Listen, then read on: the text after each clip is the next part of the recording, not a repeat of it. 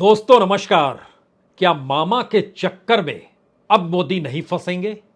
क्या रानी के चक्कर में अब मोदी नहीं फंसेंगे? क्या वाकई जिस बिसात को राज्यों के चुनाव में बिछाया गया उसमें देश के प्रधान सेवक को बतौर बीजेपी प्रचारक यह महसूस होने लगा कि यह बाजी तो हाथ से गई? तो क्यों नहीं इस राज्यों के चुनाव प्रचार को ही लोकसभा चुनाव का लॉन्च पैड बना दिया जाए और अपने दायरे में रहते हुए एक ऐसी बिसात बिछाई जाए जो 2024 की दिशा में बढ़ती चली जाए और लोगों के जहन में अभी से बच जाए कि राज्य में कोई नहीं, यानी राजस्थान हो, छत्तीसगढ़ हो या फिर मध्य प्रदेश ही क्यों ना हो, इन जगहों पर कोई चीज मायने रखती नहीं है और है कोई सामने तो वह मोदी ही है। और ऐसी बिसात अपनी तीसरी पारी को लेकर अब बिछाने की तैयारी प्रधानमंत्री मोदी कर चुके हैं और इसीलिए गाहे बगाहे कमोवेश हर चुनावी रैली में अपने तीसरे टर्म की जीत का ऐलान वह खुद ही कर देते हैं और उस ऐलान के साथ वह यह भी बताते हैं जब तीसरी पारी शुरू होगी तो क्या क्या होगा। लेकिन इस क्या क्या होगा से पहले वह जिन उपलब्धियों का जिक्र करते हैं उसकी हकीकत या तो चंद्रयान पे टिकी होती है या फिर G20 पर। उसकी हकीकत इस देश की उस आर्थिक परिस्थितियों से मेल नहीं खाती है जिसका बंटाधार इस दौर में हो चुका है। स्थिति इतनी नाजुक है कि बजट का पैसा भी बीते 8 महीनों में खत्म हो चला है, यानी आने वाले वक्त में 4 महीनों में जो पैसा आएगा वह अलग से डालना पड़ेगा। वो तमाम सरकारी योजनाओं का ऐलान हो, इस देश के भीतर चलते हुए इंफ्रास्ट्रक्चर के प्रोजेक्ट हों या फिर सरकार अपने प्रचार के लिए जिन योजनाओं का जिक्र बार बार करना चाहती है उसके लिए भी तो पैसा चाहिए और सरकार के जो फ्लैगशिप कार्यक्रम हैं उसके लिए भी तो पैसा चाहिए। तो फिर दिसंबर के चुनाव परिणाम के बाद जो नई बिसात इस देश में राजनीतिक तौर पर बिछेगी उससे पहले अभी से ही क्यों नहीं लोगों के जहन में इस बात को डाल देना जरूरी है कि हर हाल में तीसरा टर्म हम ही जीत रहे हैं। यहां से सवाल शुरू होते हैं और पहला सवाल ये, क्या मामा और रानी, जिन्हें कुछ लोग महारानी भी कहते हैं, इन दोनों के साथ पल्ला झाड़ चुके हैं और जो दांव कांग्रेस को लेकर 3 राज्यों में प्रधानमंत्री मोदी खेल रहे थे वह तीनों दांव भोथरे पड़ गए हैं। चाहे वह छत्तीसगढ़ के भीतर ईडी का दांव हो, चाहे राजस्थान के भीतर लाल डायरी का दांव हो और चाहे मध्य प्रदेश के भीतर राम मंदिर का जिक्र हो और खुले तौर पर राम मंदिर के आसरे वोट मांगने की चाह हो। ध्यान दीजिए तो जिन मुद्दों को लेकर बीजेपी राजनीति करती है झटके में उसकी पूरी जमीन बदल गई। यानी इस दौर में आप हिंदू मुस्लिम सुन नहीं पा रहे होंगे। इस दौर में आप यादव माइनस ओबीसी या जाटव माइनस दलित भी सुन नहीं पा रहे होंगे। इस दौर में ओबीसी मैं हूं यह कहने का जरूरत कई जगहों पर पड़ी जरूर, लेकिन तमाम जगहों पर जाति समीकरण से दूर हटते हुए प्रधानमंत्री मोदी नजर भी आ रहे हैं। यानी पहला मैसेज जो बीजेपी के लिए सबसे बड़ा हो चला है अभी तक यह था कि जो बीजेपी के छत्रप हैं उनको दरकिनार कीजिए और दरकिनार कर दिया गया। अगला सवाल था जो नए मुद्दे आए उसमें प्रधानमंत्री मोदी की उपलब्धियों का बखान कीजिए, लेकिन बखान करते वक्त बीजेपी के राज्यों के नेताओं को यह लगने लगा कि जब वह खुद मुख्यमंत्री थे या मुख्यमंत्री हैं तो फिर वह प्रधानमंत्री के नाम पर अगर वोट मांगेंगे तो आने वाले वक्त में उनकी राजनीति का बोरिया बिस्तर भी सिमटा जाएगा। तो उन्होंने इस बात को छोड़ दिया। इसीलिए अगर आप ध्यान देंगे तो दिल्ली से आकर जो भी नेताओं की फहरिस्त भाषण देती है वो प्रधानमंत्री मोदी का जिक्र करती है और मामा और रानी या मामा या महारानी इस तौर पर जिक्र कतई नहीं करती है कि राज्यों के भीतर लोगों की भावनाओं से वह जुड़ ना सके। लेकिन यहां पर एक दूसरा सवाल भी है जो बड़ा सवाल है। मुद्दे क्या वाकई कम हो गए? जाति और धर्म के आसरे अब वोटों का ध्रुवीकरण बीजेपी के अनुरूप हो नहीं रहा है, इसीलिए एक झटके में बीजेपी ने मुद्दे बदल डाले और उसके निशाने पर कांग्रेस आ गई। वो कांग्रेस जो सत्ता में हो या ना हो, मान लीजिए राजस्थान और छत्तीसगढ़ में तो हो सकता है, लेकिन मध्य प्रदेश के भीतर भी कांग्रेस ने इससे पहले क्या किया, बीते 70 वर्ष में क्या हुआ, उन तमाम परिस्थितियों को सामने लाकर अपने मुद्दों का जिक्र ना होने देना या उन्हीं मुद्दों के आश्रय वोटों का ध्रुवीकरण बीजेपी के अनुकूल हो जाए, इस दिशा में बिसात बिछाना, क्या यह हो रहा है? हो तो रहा है, लेकिन हमें लगता है ऐसा पहली बार देश के प्रधान सेवक ये समझ चुके हैं कि तीसरा टर्म उनके लिए कितना महत्वपूर्ण है।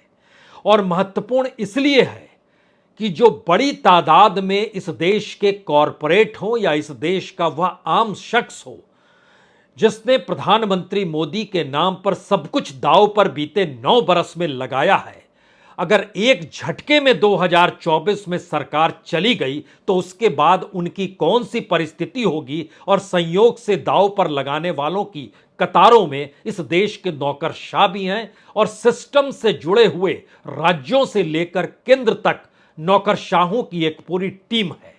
सभी को लगता है कि इस सत्ता को बचाना है और शायद यही मंत्र वहां से निकला कि राज्यों के चुनाव में लोकसभा की बिसात बिछाना शुरू कर दीजिए। तो प्रधानमंत्री मोदी ने अपनी उपलब्धियों के खांचे में केंद्र सरकार की उस उपलब्धियों को रखना शुरू कर दिया जहां वो अंतर्राष्ट्रीय गुरु के तौर पर नजर आने लगे। और इसके लिए G20 से बेहतरीन हथियार क्या हो सकता है? इससे बेहतरीन चंद्रयान, उससे बेहतर और क्या हो सकता है? और इन सब के बीच बढ़ती हुई इकोनॉमी और उसका बेसिक आधार जो कॉरपोरेट की पूंजी और उसके नेटवर्क पर टिका है, उससे बेहतर और क्या हो सकता है? और इसी के साथ तीसरे टर्म में जब हम आएंगे तो हम क्या क्या करेंगे, इस दिशा में बढ़ते हुए कदम।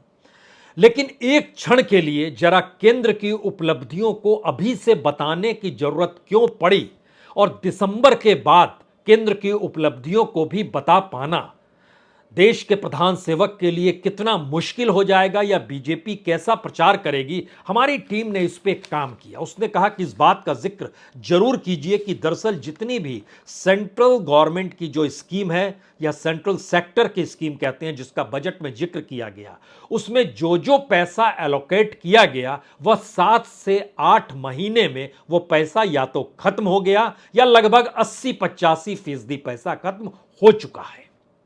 और सेंट्रली स्पॉन्सर्ड स्कीम्स जो हैं जिसमें एक लंबी कतार है जो प्रधानमंत्री मोदी उसके जरिए प्रचार करते हैं, उसमें भी पैसा नहीं बचा है। यानी पहला आधार जो है वह उस इकोनॉमिक एस्पेक्ट को लेकर है कि 2023 के दिसंबर के बाद सरकार अपनी कौन सी उपलब्धियों को रखेगी और उन उपलब्धियों के आश्रय तीसरे टर्म में जाएगी। इसीलिए अभी से यह बिसात बिछाने की शुरुआत कर दी गई। लेकिन हमारी टीम ने जो निकाला उसने बताया कि रेलवे का जो बजट था वो 2,40,000 करोड़ का था जो लगभग खत्म होने की स्थिति में है। एग्रीकल्चर का जो बजट था वह 1,01,000 करोड़ का था, उससे ज्यादा खर्च हो चुका है। और उसके बाद इस दौर में सब्सिडी का ऐलान भी सरकार ने एग्रीकल्चर को लेकर कर दिया जिससे बजट और बढ़ेगा। फर्टिलाइजर पे ही 1,75,000 करोड़ का बजट था जिसमें 1,08,000 करोड़ रुपए सितंबर तक खर्च हो चुके हैं। अब उसके बाद की परिस्थिति जब नई फसल आएगी तो और सब्सिडी चाहिए, जिस दिशा में सरकार आज नहीं कल ठप्पा और लगाएगी। एक ठप्पा लगा चुकी है, एक ठप्पा और लगाएगी जिसको और बढ़ा देगी। जो फूड एंड पीडीएस का मसला था जिसमें 5 किलो अनाज का भी जिक्र था, 1,97,000 करोड़, वह मानकर चल रहे थे कि दिसंबर तक 5 किलो अनाज फ्री में, उसके बाद पैसा कम होगा, लेकिन वह भी जुड़ जाएगा जनवरी से ही। जनवरी, फरवरी, मार्च यह इसी बजट में आएगा तो उसके दायरे में भी पैसा और चाहिए। जो हाउसिंग एंड अर्बन अफेयर्स के तहत 26,000 करोड़ रुपया दिया गया था, बजट में एलोकेट किया था, पैसा खत्म है। पेट्रोलियम और नेचुरल गैस, ये बड़ा इंपॉर्टेंट है।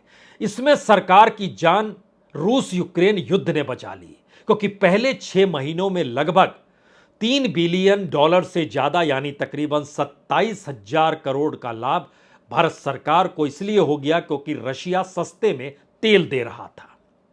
उसने जान इस क्षेत्र में बचा ली, लेकिन उसके बाद रोड ट्रांसपोर्ट और हाईवे में पैसा नहीं है। अब जो पैसा आएगा वो तमाम जगहों पे टॉल रोड बनेगी तो ही पैसा आएगा। और जो स्पॉन्सर्ड स्कीम की एक बड़ी कतार है जिसका जिक्र कैसे कर पाएंगे 2023 के दिसंबर के बाद जब चुनाव परिणाम आएंगे, भारत की राजनीति का पूरा चेहरा बदला हुआ दिखाई देगा, तब कैसे करेंगे? क्योंकि उसकी अगर फहरिस्त बजट के दायरे में और मौजूदा वक्त में जो आंकड़े रेंग रहे, मसलन स्वच्छ भारत 12,192 करोड़ रुपया खर्च हो चुका है, मनरेगा में 60,000 करोड़ रुपया खर्च हो चुका है और पैसा यहां पर डालना है, प्रधानमंत्री ग्राम सड़क योजना 19,000 करोड़ रुपया खर्च हो चुका है, प्रधानमंत्री आवास योजना लगभग 80,000 करोड़, उससे कुछ कम, लेकिन इन 5 राज्यों में चुनाव थे तो तेजी से पैसा खर्च किया गया और प्रधानमंत्री हर जगह जाकर 3 बातों का जिक्र जरूर करते हैं। साफ पानी दे दिया, नल से पानी आने लगा, घर आपको मिल गया, सड़क आपको बन गई, बताइए कौन देता? सिस्टमेटिक तरीके से परिणाम चुनाव के जिस लिहाज से जा रहे हैं और सरकार ने जो खर्च इस चुनाव परिणाम को केंद्र की उपलब्धियों के दायरे में रखकर करना चाहा, वह खेल उलट गया या उलटता हुआ दिखाई दे रहा है। और इसको प्रधानमंत्री समझ गए कि दरअसल मामा की पूरी बैटिंग और मध्य प्रदेश के भीतर का सबसे बड़ा सवाल कि आपने कांग्रेस की जीत जो 2018 में हुई उसी को आप खरीद लेते हैं और उसी को बदल देते हैं, यह परिस्थिति है। और जिन परिस्थिति में राजस्थान के भीतर की राजनीति खेली जानी थी, वहां उन्होंने दरकिनार खुद को किया और दरकिनार वहां के छत्रप को किया, जो रानी या महारानी के नाम से जानी जाए, उनसे उन्होंने साइडलाइन खुद को किया। उस परिस्थिति के भीतर छत्तीसगढ़ में खुद ही बैटिंग करनी शुरू की, ईडी का बोलबाला हुआ या वहां पर खादानों को लेकर अडानी का जिक्र जब खुले तौर पर राहुल और भूपेश बघेल करने लगे, तब सवाल था कि इसको करप्शन के दायरे में वहां की सरकार को कैसे डाला जाए जिससे ये जो भी बोलते हैं वह सुनने वाले को भ्रष्ट नजर आए। लेकिन यह बात भी नहीं आ पाई जो पहले टर्म में, जो पहले फेज में जो वोटिंग हुई उसने इंडिकेशन कर दिया, ट्राइबल्स को लेकर भी कर दिया। इसके बाद बढ़िएगा तो खास तौर से अमृत व स्मार्ट सिटी मिशन के लिए भी 16,000 करोड़ रुपए थे। स्मार्ट सिटी कोई देश में मिल जाए तो बताइए, लेकिन पैसा हर बजट में खर्च हो जाता है। वो पैसा कहां जाता है, किस रूप में जाता है, कोई इसका कच्चा चिट्ठा नहीं बताता है, सीएजी भी नहीं बतलाती है जिसको बताना चाहिए। जो national rural drinking water mission था उस पर जो 70,000 करोड़ का था, उसके लेकर भी सवाल है। जो पाइप यूज की जा रही है, पानी गांव तक आ नहीं रहा है, कहीं पाइपलाइन बिछी है, कहीं पानी नहीं है। इन परिस्थितियों के भीतर एक सवाल हेल्थ मिशन का भी था जहां पे 36,000 करोड़ का जिक्र था, वह पैसा भी इस दौर में खत्म हो गया। एजुकेशन मिशन को लेकर भी लगभग 38,000 करोड़ रुपया का था, वो पैसा भी खर्च हो गया। अब अगर आप ध्यान दीजिए तो जो सेस लिया जाता है और जनता से जो सेस वसूला जाता है, वो इंफ्रास्ट्रक्चर और रोड का सेस हो या एनर्जी सर्विस ली जा रही हो या ट्रांसपोर्ट सर्विस ली जा रही हो या कम्युनिकेशन सर्विस ली जा रही हो, इन सब को मिलाइएगा तो यह भी 50, 60, 70,000 करोड़ रुपए यह भी पहुंच जाएगा। मैसेज क्या है? पहला मैसेज है कि दिसंबर के बाद, चुनाव परिणामों के बाद भारत की राजनीति बदले उससे पहले प्रधानमंत्री मोदी खुद की ट्यूनिंग लोकसभा चुनाव को लेकर अभी से खुद को लॉन्च करने की दिशा में आ चुके हैं। और दिल्ली से तमाम नेता या जो 40 प्रचार के सदस्यों की जो टीम बनती है, उसमें से जो दिल्ली जो तय करती है, उसमें सभी को निर्देश बहुत साफ है, आपको केंद्र की योजनाओं पर और प्रधानमंत्री मोदी के चेहरे पर ही पूरी की पूरी प्रचार प्रक्रिया को अपनाना है। यूं ही नहीं है कि सेना को कहा गया, यूं ही नहीं है कि नौकरशाही को कहा गया, आपको केंद्र की नीतियों का प्रचार करना है। दरअसल यह एक ऐसी परिस्थिति में सरकार आकर फंस गई है जहां पर उसे लगने लगा है सरकार का मतलब यहां सिर्फ एक ही शख्स है, सरकार वही है। अगर उनको लगने लगा कि राज्यों में इतने प्रचार के बाद भी जीत नहीं मिली, तो क्यों नहीं इस प्रचार के मूड को अपनी उपलब्धियों से साथ जोड़ा जाए, और इसके लिए 2 नए नारे इजाद किए गए। एक, मोदी की गारंटी, यानी इस देश के भीतर में प्रधानमंत्री की गारंटी नहीं, सरकार की गारंटी नहीं, राज्य सरकारों की गारंटी नहीं, मोदी की गारंटी, यानी गवर्नेंस का पूरा चेहरा निकलकर सिर्फ एक नाम पर आकर टिक जाए, यह पहला शब्द था, मोदी की गारंटी। और दूसरा था नामुमकिन, नामुमकिन को मुमकिन करने की स्थिति प्रधानमंत्री मोदी की ही है। तीसरा कोई नारा इस दौर में निकल कर नहीं आया जो बता पाता कि किस परिस्थिति में सरकार को कैसा काम करना था, राजस्थान के भीतर या छत्तीसगढ़ के भीतर जो उसने नहीं किया, या फिर मध्य प्रदेश के भीतर जो होना था वह क्यों नहीं हो पाया। यह एक ऐसी बिसात है जिसने समूचे बीजेपी कार्यकर्ताओं को या संघ के स्वयंसेवकों के भीतर एक संदेश साफ तौर पर दे दिया है। वो संदेश ये नहीं है कि मोदी है तो मुमकिन है, दरअसल वो संदेश है कि मोदी ही है तो ही बीजेपी है। हमने आज जानबूझकर पीछे अटल बिहारी वाजपेयी को लेकर एक किताब जो लिखी गई उसको लगाया है। उस किताब में अटल बिहारी वाजपेयी के गवर्नेंस का जिक्र है, जिस गवर्नेंस के आसरे कितनी बड़ी तादाद में भारत जैसे देश में जहां बहुदलीय प्रणाली है, जहां पर बहुत सारी पॉलिटिकल पार्टीज है, जहां पर हर एक फरलांग के बाद कल्चर में चेंज आ जाता है, भाषा बदल जाती है, उसको अटल बिहारी वाजपेयी ने कैसे बांधा था। और इस दौर की राजनीति में भाषा, संस्कृति या बाकी जीवन यापन की स्थिति तो छोड़ दीजिए, राजनीति को भी साथ लेकर आ पाने की परिस्थिति में मौजूदा बीजेपी इसलिए नहीं है क्योंकि बीजेपी का अपना जुड़ाव बीजेपी के उन नेताओं से नहीं हो पा रहा है जो नेता अपने तौर पर बीजेपी खुद को मानने लगे हैं। यह बिल्कुल नई परिस्थिति बीजेपी के भीतर निकल कर आई है। और ऐसा नहीं है कि इससे दिल्ली वाकिफ नहीं है, दिल्ली वाकिफ है, वो जानती है, लेकिन उसे यह पता चल गया है कि वो दरअसल इतने आगे निकल गई है जहां से पीछे लौटना उसके लिए मुश्किल है।